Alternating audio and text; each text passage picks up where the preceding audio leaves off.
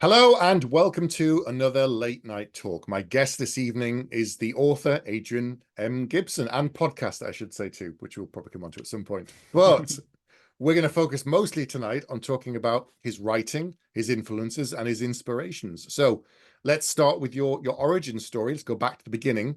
What kind of stuff were you watching when you were a kid? Were you reading?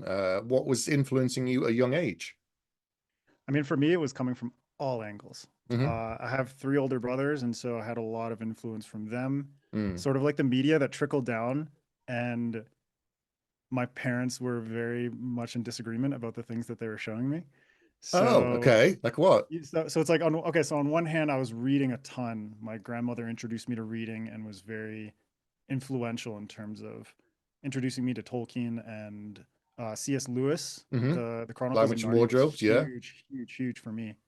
But also Brian Jacques' Redwall series, which Right. was like my earliest anthropomorphic love. That series is The fantastic, mice, but the mice, isn't it? All the it's mice. just so good, man. No, but it was the Badgers and Salamandastron that really sold me. Um, Fair enough, but on yeah. the but on the other hand, I had a lot of strange and probably far too graphic influences from my older brothers in terms of seeing Star Trek at too young an age, but then seeing Right. stuff like X-Files, which is like explicitly this should not be viewed by like a 5 or 6 year old. Nope. Movies like Seven, the David Fincher movie. I watched that when I Mm-hmm. was like 8. And so Oh there's all dear. these, yeah, so there's these very stark dichotomy between the stuff that I read, whereas the reading was very innocent and very appropriate for my age, Hmm. but a lot of the film and television was very much not so. And so I got a lot of love for the classics and really integral series in terms of like fantasy, especially with Aragon and Harry Potter and Narnia and Lord of the Rings and all that stuff. But then I was also like X-Files and Buffy and all this stuff that, Hmm. you know, was not good for my age, but now I appreciate because it made me love the stranger side of SFF. Right, okay. The cross genres and the mixing of Yeah, comedy and drama and other things too that yeah, yeah, you wouldn't have got that in the traditional fantasy space back in the day. exactly. Yeah, comedy was far less common. So what about like comics and games? Because I always forget because I'm a bit older, games didn't come into it until much later, but did games or gaming play any kind of role? Yeah, so comics and games were big for me. Comics more from the angle of some of the more out there stuff like Bones or Bone. I But don't know if Jeff you've ever Smith heard of. Bone. Yep, exactly. That series was so big for me, and I loved it. And actually, like, I never wrote fanfic as a kid, but I sort of like fan comics kind of thing, Mm. where I would take series that I really loved and characters that I really loved, and I would make basically in just like those 3 ring binders with scrap paper. Yeah. I would just draw like sheets and sheets of comics. So it's kind of like fitting that my love for illustration, kind of, and my love for reading and writing kind of came full circle in my adulthood. But Right. video games have also been a major part of my upbringing and my influences. Like my brothers had a Super Nintendo. Hmm. I remember the first time me and my brother got like a joint Christmas present of a Nintendo 64. Just lost our shit, playing like GoldenEye for like months and months on end. Oh, God, that game. Oh, so good. Hmm. But it was like that, Super Smash Bros, Mario Kart, Hmm. all the classics. But then when we kind of like progressed to the GameCube, Xbox era, that's when I started to get more um, drawn towards story-based games. Oh. And the big one for me was Knights of the Old Republic, All the right, yeah. BioWare Star Yeah, Wars yeah. RPG. That Mm. was the first time I played a video game and realized that a story in a game can be better than a movie, and it just blew my mind. And then obviously Mass Effect, MJ and I, my MJ Kuhn, my co-host on SFF Addicts, Hmm. we have such a deep shared love for the Mass Effect series. So it's like Uh, BioWare as a studio, them being Canadian too. from Mm. Edmonton, Alberta. Hmm. Also gave me a bit of pride that like it's amazing game studios, Canada. And then they kind of just like shit the bed in like the last decade or so. But I love Mass Effect games, and I carried the characters all the way through. yeah. Those and Bethesda were sort of my kind of like. I love the Fallout games, you know, and the Fallout 4 is probably my favorite. I Hmm. think. I've tried the online one, but Yeah, not I've as. never gotten into it. For me, it's like video games has become a more solitary thing where Mm, it's kind of like an exercise in escapism, but also learning and observing like practices of storytelling mixed with interactivity. yeah, And that kind of combination has always fascinated me. And when the stories are really powerful, but also it's conjoined with these great mechanics and an experience that you can feel like you have an immense amount of agency, that is like an incredible achievement to fulfill for a player. it's the idea that when you get to certain conversations, you get to choose what they say and how they say. Like Yeah, that was a big game changer. And then the fact that your characters carry over to the next game, which sounds so obvious and sounds so simple, but now the idea of it the was impacts of what you had in that ridiculously. first game will carry out, and you're thinking, wait, that's Yeah, just that felt more like a series of books than ever before, but it's interactive and exactly. on a scale that you just never seen before. And Hmm. it's phenomenal. They're absolutely phenomenal games. They're so Yeah. good. Yeah. Yeah. And it's really cool because now I talked to my friend Jenny Dewis, she's a fantastic author, wrote The Last Watch, Rubicon, The Exiled Fleet, but she now works for Humanoid Games, which is the studio that was started by Casey Hudson, who is the lead creative director on Knights of the Old Republic and the Mass Effect trilogy. So I'm like, she is the biggest Mass Effect mega fan, and she got her dream job, and it is so cool. That's amazing. Yeah. That's fantastic. Yeah. So all of these things are kind of swirling around, all these things that, you know, we all soak up so much Mhm. as a kid and a teen and stuff. When did it transform into you creating your own thing? Because you said, you know, you're playing around with bone and sketching stuff, your own kind of versions of comics and stuff. But when did you start playing around with story? Because I know obviously for people who don't know, actually tell them about your art and what you do as your other day job. I was a tattoo artist for 7 years. Mm, Um, I stopped sort of at this point where the pandemic hit yeah. and my first son was going to be born. And I had my own studio here in Quito, Ecuador, and I was kind of like burnt out on just the industry as a whole. I Mm. love the medium. The medium is absolutely incredible. Anyone watching in video, it's like I'm just like covered in Well, tattoos. there you go. But there was just a sort of social pressure that had built up and was starting to drain me more than it was fulfilling me. Mm, And so I decided to just put aside tattooing and to focus on being a stay-at-home dad and helping to raise my son. And while doing that, I started to revisit a lot of the things that make me happy in terms of I started reading a lot more. I mhm. got I got back into SFF in a huge way. I was drawing a lot more, not necessarily drawing for tattoos, but just Yeah, drawing for me. the love of it. Yeah. Yeah, and I could just get into more detail and let my mind expand. And then I was also drawing on my academic background. I studied English literature, and in university I was a music journalist. So I thought trying writing again would be a very fun experiment, especially at a time where I had a lot more free time on my hands. Mm, yeah. Obviously, having a kid, free time is a false hope. But I tried writing so many times in my life Mm, where I would start a story and brainstorm and come up with really cool concepts, but I would never complete it. I would never take it to the end. right. And Okay. with the comics, obviously, that was a different thing. It's much more granular storytelling, Mm, like little vignettes and stuff like that.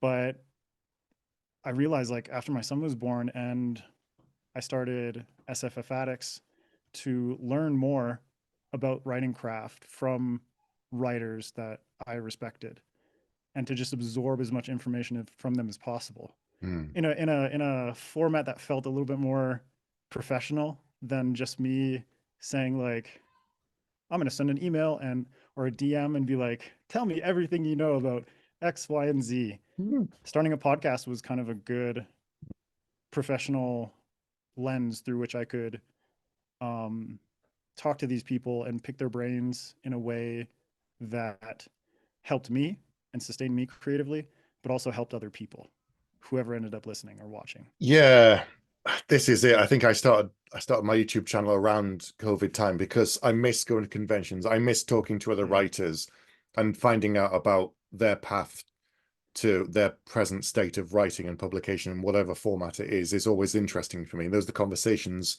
that we tend to have at the bar, talking craft, Mm-hmm. talking story, talking world building. And I wasn't getting that. And so doing it, everything's online now, Zoom meetings and working from home became a thing. And so yeah, carried it on. But so you start playing around with your writing again. And now we'll come onto your book, but was that the first project that you started and thought this is the one I'm going to focus on, or have you had a number of other things that you've done before this one? So it wasn't specifically Mushroom Blues, but it was the world in which it's set. Okay, So the Fungal Verse, which is my shared yeah, fictional tell universe. tell people about this because it's an Yeah. unusual combination of things. It's not like, oh, it's just a it's a Western but a fantasy. Okay, no, it's not. Yeah. Tell people about it. Yeah, I've coined the term fungal punk because I like just dicking around a little bit and having Yeah. fun with it. But at the same time, I also want to showcase fungi as a central concept that can affect the entirety of this shared universe.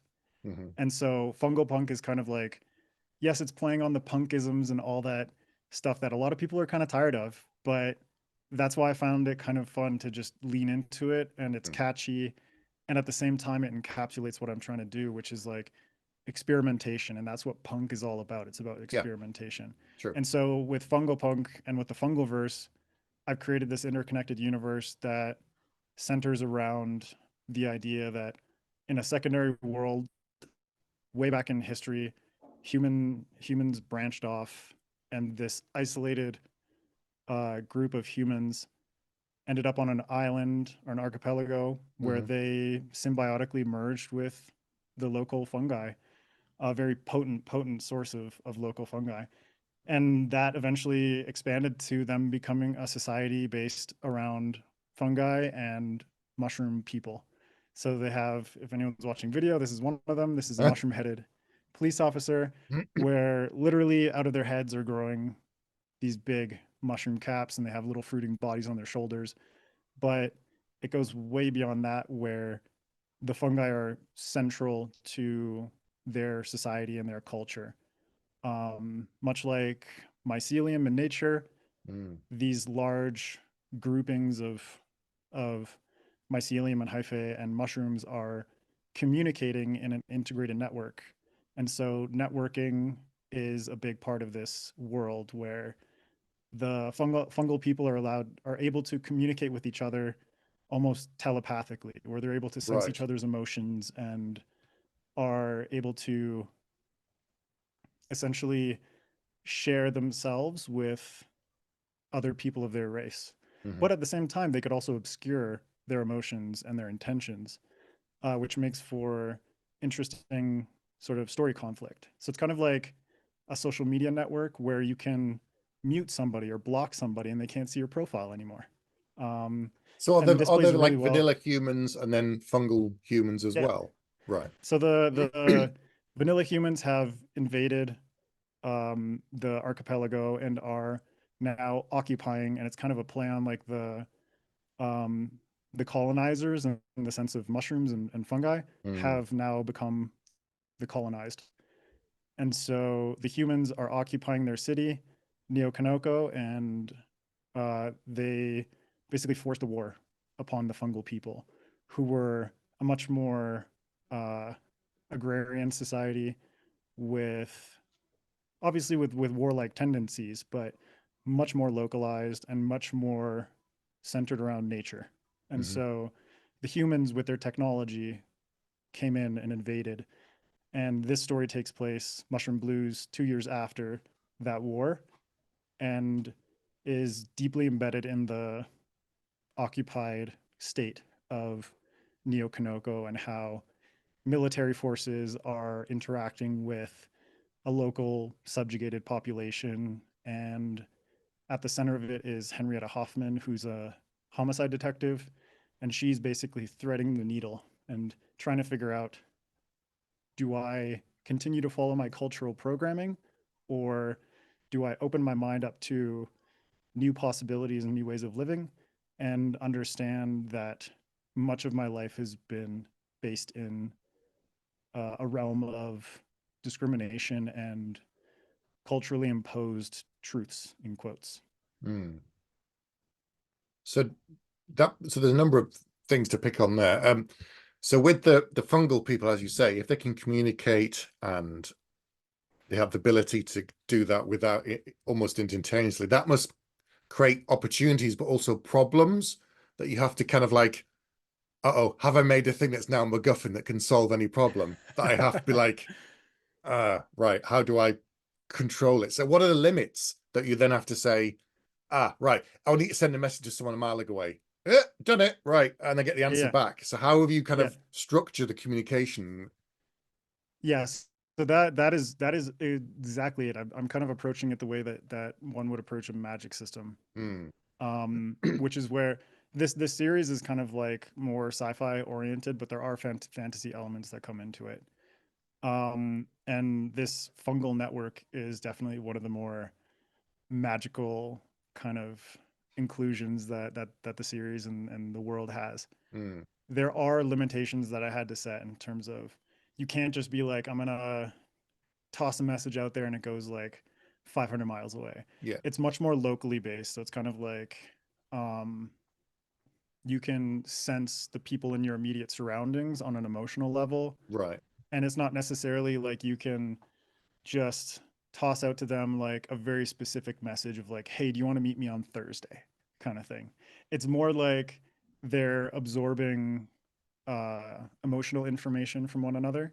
So they're empathic um in a way and telepathic yep, almost in some yep, ways.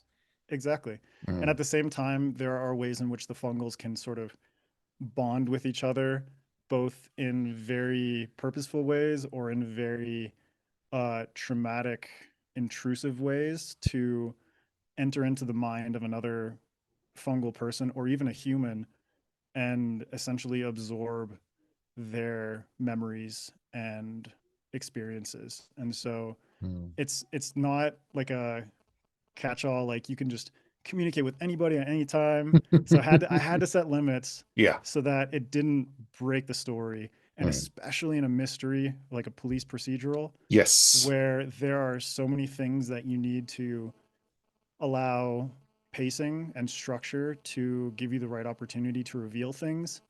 If I had this system, this communication network where they could just like figure something out at any point, then it would kind of break the whole Yeah. foundation of this entire book. Yeah, but it comes the issue that then you create something so good, you're like, oh, it can just solve any problem. Exactly. Yeah. Shit. Yeah. Yeah. But it's kind of like a soft magic system, but just Yeah. finding the restrictions that make it A, interesting, but also B, more conducive to the mechanisms of the story itself. And I guess because there are so many types and varieties of mushrooms with different physiological abilities and things, you can then play around with that. And if you have different flavors of mushroom people, some of them will have different, slightly different abilities to do with poisons, to do with communication, to do with all sorts of things, invading Are the you are you mind, are you are you psychedelic. getting are you getting hungry? A little bit. Yeah, but I suppose you're building out a magic system, but it's structured purely on how much research you really want to do on mushrooms. Yeah. I mean, and I've done a ton of research on mushrooms. Like when I was in the early stages of creating the fungal verse, it was basically like, on one hand, I was very focused on illustration and drawing things to get a visual representation of this world. Yeah. And then on the other, I was reading a ton of literature and learning a lot about mushrooms and drawing on my own experiences from my life in terms of finding mushrooms in the natural world and Mm, examining them and figuring out like what is this thing and how does it fit together, to the psychedelic experiences that I've had and my experimentations um, with LSD, with psilocybin mushrooms, with DMT and different psychedelic substances, and drawing on all of that and combining it with, you know, the visual elements, but also with the academic research to figure mm. out like what aspects of like fungal biology would be fitting for this world and would be fitting for a fictional narrative, because not all of it is so strictly scientific based, because there are things that I had to embellish upon in Mm. order to make them more interesting and not be so, you know, restricted in terms of what I could do. Yeah, yeah. It's always a starting point for any kind of fiction with whatever you're doing. You're like, even with Yeah, historical fiction, with with my one, it was here's the starting point, but now I'm pushing it beyond that. Otherwise, it just becomes like a science journal or a historic yeah, document. In my case, I'm like, I'm not doing that. I'm telling a story, dancing between the raindrops, exactly. and building on there as a foundation, to tell Yeah, something. and with the Judas Blossom, it's because like you're basing it on history and there's Yeah, so much to a influence that you're drawing upon point, from. and then you Yeah, like exactly, push it. exactly. It's like Yeah, what are things that can add historical sort of perceived accuracy to this, and it's like armor and weapons and things like that, or like tactical formations and the way battles kind of play out. yeah. And at the same time, you kind of have to give yourself the freedom to find ways in which you can twist these truths Mm. without constraining yourself too much.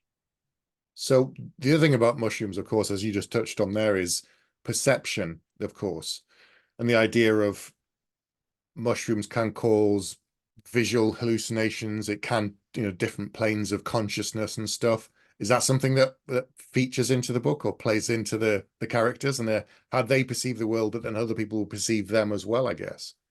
Yeah. So the fungal people obviously they perceive their world in a particular way. Mm, And so the way that they speak to each other, words that they use, there's a lot of like colloquial language that I created for the book. hmm Um, both as like a language for the fungal people based on Japanese and Chinese and Korean, and kind of figuring out an interesting way to combine grammatical elements of those languages and coming up with new words. hmm But at the same time, a lot of jargon like slurs and stuff like that, and it works very well in the sense that Henrietta is from a very discriminatory racist culture Right. where they've been programmed to believe that this war is justified, but also that the occupation is justified. And when the people from this culture are in that place, when they're in the Okanoko, they are they have a predilection to use their discrimination at their will, basically. So it's like the military is very abusive toward the local population. hmm Um, when humans are talking to fungal people, they'll use slurs like molder and spore sac and things that evoke this. You know, I know we're doing late night, so it's basically just looking at someone and be like, "You fucking mushroom head, like you piece of shit," kind of thing. There's just like a very evocative nature to be Mm, confronted with that kind of language, but it's very specific to the circumstances. yeah. And so what you were saying about psychedelics and perception is very big for the main character Henrietta, in the sense that this entire book, even though it's framed as a murder mystery hmm and police procedural, she ultimately is going on a journey of awakening and acceptance.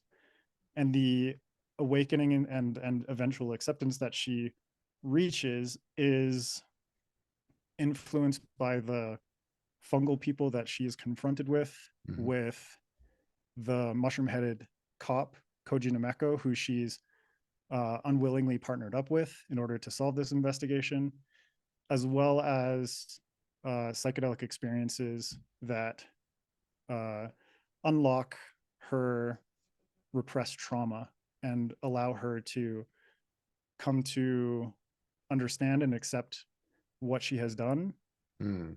how she has moved on from that and essentially ruined her own life, and ways in which she can accept that and move past it and use her remaining years to try and do something better with her life, essentially, as opposed to dwelling in anger and trauma and addiction and things like that.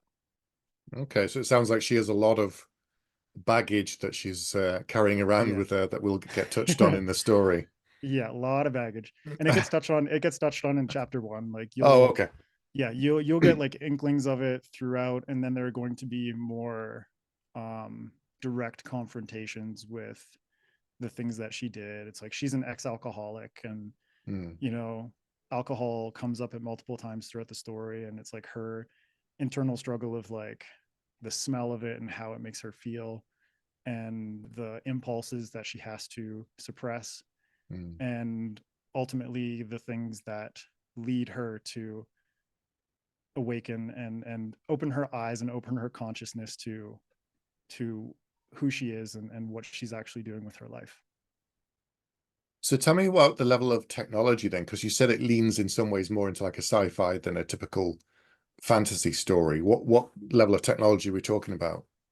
So this particular story is kind of like a late 90s analog. Right. So people are using pagers and Ah. listening to cassette tapes and stuff like that, Excellent. Yeah. um, which is really cool because the Mushroom Blue soundtrack, which two of my friends in Sweden have produced and are going to release alongside the book, Nice. they're doing like a limited run of cassette tapes to sell Excellent. alongside. Yeah, so it's like kind of a cool meta thing in that sense. And there's a lot of references to friends and books that I love through like the names of songs and stuff like that. Um, so it's kind of like that level of technology. The Also the fact that it's in a post-war city Mm. kind of restricts a lot of things in the sense that there's not an interconnected transit system. There are radio towers that have been put up by the military, Yeah. but mostly as a form of communication for themselves. Um, there's not like an integrated CCTV system or anything like that. In which case, like a lot of police procedurals and murder mysteries, is there CCTV? If so, that makes a lot of things really easy, you know? So Yeah. Yeah. You get to sci-fi, you have to invent things to why it doesn't work or yeah, yeah, what level of technology it is. Yeah. exactly. And so this one is very much like rooted in that kind of 90s vibe. And then this series is going to be 4 books, and that kind of progresses on that track into like early 2000s analog. But then there's another series set in the fungal verse, and that's the Kanoko trilogy, and that one is going to be decades in the future and is going to incorporate a lot more biotechnology, fungal technology, corporations, and it's much more rooted in cyberpunk and kind of aesthetics of um, corporations and corrupt governments and stuff like that. So there's fungal gangsters and corporate espionage and a murder mystery, and all of these things kind of mashing together, centered around themes that are sort of the spores are being planted in Mushroom Blues. So how long have you been building this fungal verse? That is my first question. It's been, I guess, about 5.5 years Right. since I started those early concepts of Yeah. research and drawing and whatnot. Yeah. And then I wrote and finished one book that I have scrapped, but I know that I can rework into the beginning of the fungal, or the beginning of the Kanoko trilogy. Okay. So that one's not going totally in the trash bin, but yeah, it was that book and then Mushroom Blues, and a lot of it has just been an evolution of research and illustration and writing and talking to friends and experimenting with my skills as a writer, and also utilizing my other skills in terms of like illustration and graphic design to Mhm. enhance my sense of what this world is. So now you've got how many series planned then? How big is this thing gonna become then? You know? I have 12 books planned in total. Right, okay. But they're part of different series. So it's not like Right. I'm gonna do like a Robert Jordan and I'm just gonna do like Mm, 1 to 12 in one continuous series. So Mushroom Blues is the Hoffman Report, and that's gonna be 4 books. okay. The Kanoko trilogy is gonna be 3. I have a duology that I want to write that's set hundreds of years in the past, and it's kind of like fungal samurai in a very Akira Kurosawa inspired way. Mm-hmm. And then there's going to be a standalone, which is the Spore War, which is alluded to and talked about frequently in Mushroom Blues, but I want to do a story specifically set during that war. And then I've got like some ideas for some potential short story collections as well. Okay. Okay. So with Mushroom Blues, this isn't the first book you've written, as you said, but how did you find the process of writing this one? Did you just focus purely on writing this first book and the rest of the stuff, you'll get to later, but how did you manage to kind of focus on the one story? How was the process of you of writing this, knowing that it's going to be potentially the start of something much bigger? Is each book standalone, by the way, in the Hoffman Report? Is it like Yeah, so one case with yeah, it's kind threads of that like follow one through? one exactly. Yeah, Right. one case with like a bit of an overarching story in Okay. terms of actors that have parts to play over the course of 4 books. Yeah. And mostly it's about the expanding relationship, friendship between Henrietta and Koji Hmm. as they go from one big case to another, and how that kind of interacts with their environment Mm. and the people that inhabit the city. Um, I think it was kind of good in the sense that I spent so much time doing all that world building and all that stuff that, as like writers out there listening know, don't dump all that shit into your book, because no one is going to be that interested in all of the stuff that you've included in there. Hmm. um, you got to make a story that captivates people, and a story that brings them from start to finish. And if you just bog that down throughout the whole thing, then it doesn't work. But you got to have all that stuff in your head, because it's really beneficial for expanding upon a Mm. single book into a series or across a shared universe in my case. So I have an idea of everything that's going on in all the different books. Yeah. So I'm able to plant little seeds in Mushroom Blues. But at the same time, it was a good experience because I knew that I could write this very contained story. And and even though some of the things that happen have implications for future stories, Mm. it was it was a breath of fresh air after writing my first book and realizing that, well, shit, like I'm just kind of like overwhelming myself with the amount of stuff that I'm including, and um, failing to understand things about structure and story mechanics and all these different aspects that I had to experience through trial and error. And Right. in Mushroom Blues was much cleaner in terms of the way that I outlined it, and the way that outline translated into a first draft. And also, this being my first time revising something, and really realizing that even though revision is a different sort of uh, approach from like a creative and mental standpoint, it has its own just unbelievably amazing joys, and the ability to see this dumpster fire that I created with my first draft, and being able to rework it into something that is like well paced and interesting and fun, and there's character arcs that feel cohesive and complete, and the world feels contained, but at the same time it feels very expansive, Mm. like off the page as much as it is on the page.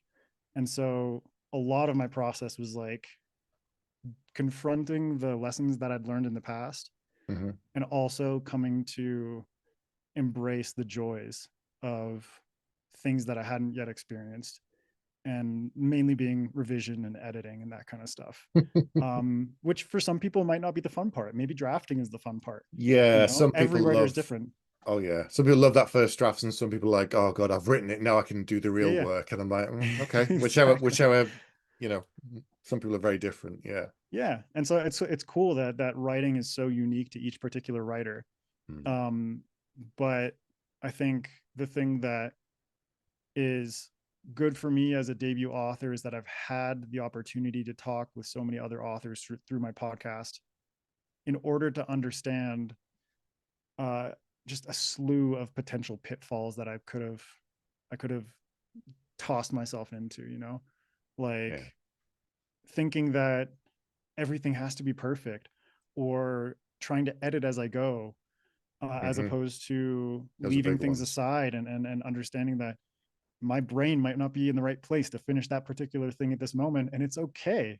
I can move on. I can write it like 2 chapters ahead and come back, or I can Hmm. leave it as is for my first draft and then come back and revision and completely fix or rework it. That's okay.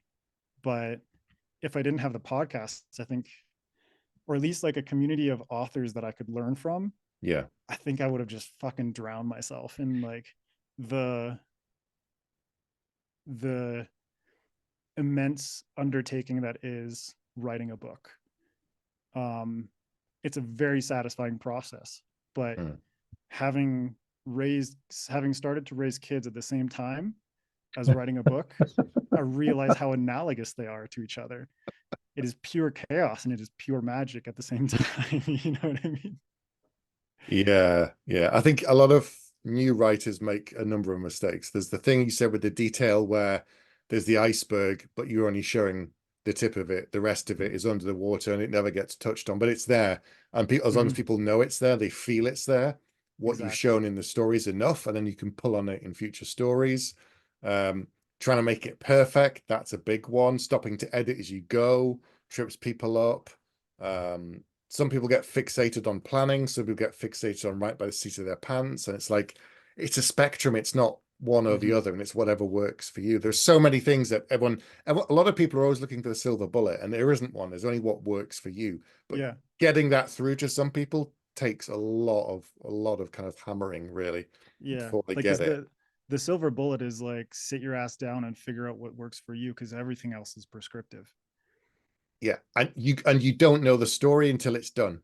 That's the Yeah. other thing that people are like, oh, I wrote 50,000, then went back and changed it. I'm like, you haven't got the end of the story. You don't know how it ends. And once you get to the end, you understand the best beginning, and then you can change Yeah. it. Until you've got that first draft, you can't see the whole of the pattern of the story, the Exactly. arc of it. That oh, it drives me mad. Yeah. But it's also like even talking to so many writers, like I'm sure you've experienced this after all the books you've written, that each project is different Yes. and your approach consistently has to adapt to Mm, whatever the requirements of that particular story are. You know, it's like mhm, you are the one who's setting out these challenges for yourself. It might be like, oh, you know, Mushroom Blues is just like a one POV character, first person, mhm. and the next book I'm writing is 3 POV characters, all third person. You know, there are ways that you can challenge yourself, Yeah. but at the same time, it's like hold those lessons that you learn like really close and don't let them go, because there will be times where you come up against a wall and you realize like I've confronted this exact same problem before. Mhm. um and there are other times where you're like, I have no idea how to do this, and you just gonna have to roll with it and figure out a way. It's as you said, it's remaining flexible. That if you don't Yeah. something one way, and when you come to the next book, it's not working, it's okay to change it and try a different approach. Yeah. Which is the other thing. Some people are like, "Oh, but it worked in the past. It should work this time." I'm like, "It was a different book. It's a different project. It's a different story. You're different." Yeah. Like, if I went back and wrote my debut now, I'm sure there's a lot of stuff I would change because I'm not the same person I was Right. 10, 12 years ago. And it's like you've got to keep rolling and remain flexible is key. I And think in some that applies beyond life too, or beyond yeah. writing. It's like it applies to life in general. It's like if you're inflexible and so like, oh, this worked for me in the past, it's like, yeah, well, that's how so much of our world got fucked up to begin with. Yeah, it's Because someone constantly was too just stubborn to find a way to be flexible and adapt to a new situation. It's like, Very no, I'm just little gonna sits still. plant Everything's plant my constantly feet. evolving. This is it, Yeah. and you've got to evolve your technique with it. I think in some ways, I think in a lot of ways you've done the right thing. In some ways, because you've made it a procedural, even though there's a lot of other stuff going on, you've got like a set structure that is Mhm. a little easier than, it's a fantasy trilogy, and you're like, okay, that can kind of be whatever you want it to be. A trilogy, it can have, Exactly. with a procedural, it's like there's a definitive end, there's stuff that carries on, Mhm. but you've got a thing like my novellas is, fantasy noir. It's a case as well. There's two PIs doing a story. They get the end of the case, it's done. Then Mhm. you can go on to the next thing, but you build on it. I think doing that is smarter than going, I'm going to do a trilogy for first series. I'm like, all right, what's the series? Oh, well, Right, because there are so many tropes with on either path. There are tropes no matter which approach you take for a story. yeah, But the expectations and the tropes of epic fantasy, like you say, they're like so boundless that yeah, you can get lost in what you grew up expecting epic fantasy to be, hmm but also running into the fact of like, this is what I want to write, but maybe you're going trad and the market isn't looking for this particular stream of epic fantasy or what have you. yeah, With noir and police procedurals and murder mysteries, it's like there are tropes, but I think there are tropes that readers and viewers of those genres really love and embrace, and it gives them a sense of comfort mm, to be able to hit those beats within the context of, say, a murder investigation that yeah. feels a bit a bit more elusive and scary. And so it's kind of like you're grounding them in the realities of structure, but Yes. then everything around that you're able to play and manipulate their mind in ways that are really invigorating. And for me, it was the ability to blend different genres together Oh, yeah, and yeah. keep that foundation of police procedural and murder mystery to also keep me grounded as a writer along with readers when they experience the book. This is it, because it is slightly prescriptive in nature. It's a narrower path. You Yeah. can play with that, and you can still confound readers' expectations if they think they know what's going to happen, but they have a path to follow. And in something so unusual as a fungal verse, to be like, what am I? They need signposts. They need. I mean, it's like any fantasy world. I say this a lot to people. Are like, in any fantasy world, there's a number of things that are absolutely from Earth, even though they're not from Earth, and we never say they are. They're all always bound. Like, why do people grow corn? Why do they eat chickens? Why do we eat, Mm-hmm. you know, That's why the pork farm and boy trope cows and um is so prevalent, because most people, even if they've never lived on a farm or worked on a farm or visited a farm, they have yeah, some preconception of what a farm is and what it's yeah, like. And if you drop someone into the middle of a farm with a farm boy, and he's tending to his flock of sheep and he's cutting down some wheat and all this stuff, uh-huh. before you get to the Trollocs, or The before dragon you turns up. before you leave the Shire and get introduced to ring wraiths and all this different kind of stuff, you give them uh that level of comfort. And it's like, my friend Jonathan Navarre described my world building as microdose, which is like the perfect application of that in the context of the fungal verse and the story. But it's like you drip feed them the weirdness, you drip feed them the world Mhm. building, the things that they will eventually uh come to find as surprising and unexpected. And if you just dump all that on them at once, it's going to be overwhelming. But if you Mhm. drip feed it and then slowly sort of escalate the inclusion of those elements, then you're going to be able to achieve a much better degree of immersion for your reader, as opposed to, like you said, like just giving them too much that Weird is at the start. weird and unfamiliar. Yeah. And so you got to give them some familiar stuff, in order to draw them in. And then when they're deep in the story, you can drop in all that fucked up stuff that is going to completely Yeah, throw them for a loop. you get them invested in the situation, the characters, the risk, the what's going on, the dangers, Mhm. the plot, the fact that all of the stuff, the framing and you know the weirdness and the stuff is kind of what is the ground they're walking on. It's not the story, Mhm. it's part of the story, but it's not all of it. It's still about people struggling against something. That's what Mhm. it's always about. But how you frame it and the cool stuff you can bring in that people will take him for a swerve is always the most fun that Yeah. they never see coming. Yeah. And I love doing that in Mushroom Blues. Like chapter 1 shit is like there's some, you know, gross stuff, and there's a lot of body horror in this book. Uh-huh. Um but that expectation is sort of laid out at the beginning Hmm. in such a way where it's not as intense as it's going to be, but it gives you a taste of what's coming. But then at the same time, it's grounding you in the fact that here's this detective at a crime scene Hmm. doing these things that you expect a detective to do. Yes. And then as it goes on, then I can have way more fun with it. Yeah, yeah. You're setting out the stall, but there's certain things that people can they'll understand, the signposts them to stuff that they can go like, okay, I understand this enough that I can carry on with the story. And if I don't Mm-hmm. understand all of what's going on, there's enough there for me. Yeah. Yeah, that's a really, really good idea. So were you always going to self-publish this yourself? You never thought at any point, you know, maybe I'll try an agent, or did you try literary agents? I don't know actually. No, SFF Addicts convinced me away from Trad Pub, to be Okay. honest. Yeah. Just all the stories that I heard from people.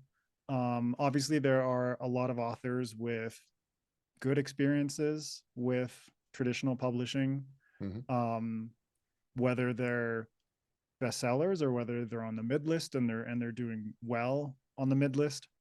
But I've also heard a lot of horror stories from authors who are buried in the mid list or are even doing well, but their publishers just treat them like shit. Mm. Um, and my entire adult life, I came to realize has been completely centered around me being self-employed. And so working for other people might not be the best path for me. Yeah. Um, in the sense that I would be each step uh, removing myself from some part of the creative process, Hmm. whether it's uh, the agent who does something that is much more technical, but there are also agents who partake in the editing process. Mm. Um, Mine does sometimes, Tom. then Yeah. when then once you get to editors and publishers, so much of what for me is very important to what I love to do is out of my hands in a lot of ways. And so with my illustration background, with my graphic design background, I had a very particular vision of how I wanted Mushroom Blues to look. Hmm. And I knew Felix Ortiz, who's an incredible artist Yes. and a good friend. And I was so lucky that I How had the him on hell my did you get Felix to do a cover? Good God. I had him on my podcast a few years ago, and since then, like we would chat every once in a while, Mm. and I've just been a massive fan of his work. He's gone from And strength to strength. He's done so many great yeah, covers the last 10 yeah, years. It's got like like, his recent Malazan artwork is just uh-huh, for the Broken Binding specials that are coming. ridiculous, like unbelievable. They look So phenomenal. yeah, yeah. So it's really cool to be able to chat with him and basically secure him for not only Mushroom Blues but for every Fungal Verse book Oh, wow. that I'm going to release. Wow. I told him like I want you to be my artist for this entire series, and he's like, yeah, just give me like rough time frames and we're set. Wow. So Okay. yeah, so I'm like I want to have a consistent look, and Mm, I love his artwork, and I know it's that phenomenal.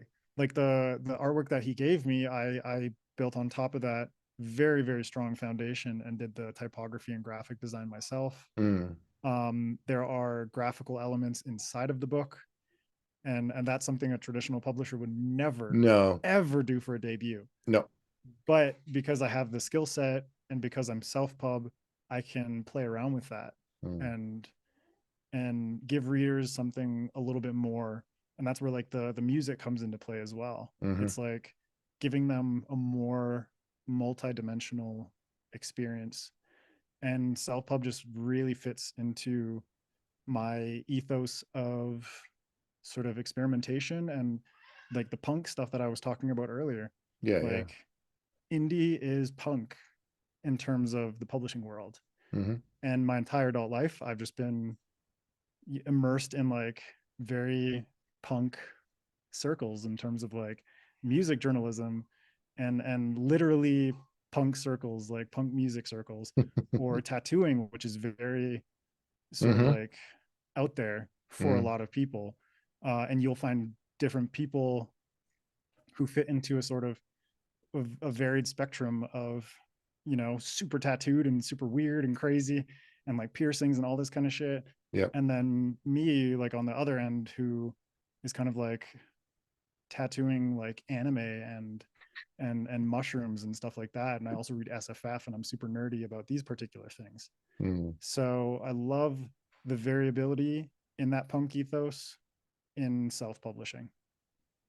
Yeah, you have absolute freedom and absolute control over Yeah. every element of the project. And as you said, you could do a bunch of things that you couldn't do with the traditional route, you know, whether it's all the extra stuff in the book or beyond it, that, you know, Mm. maps and soundtrack and all that kind of stuff. So yeah, there's a lot of creative freedom you have for sure that, yeah, I'm looking forward to exploring as Yeah. well myself later this year, but that's to come.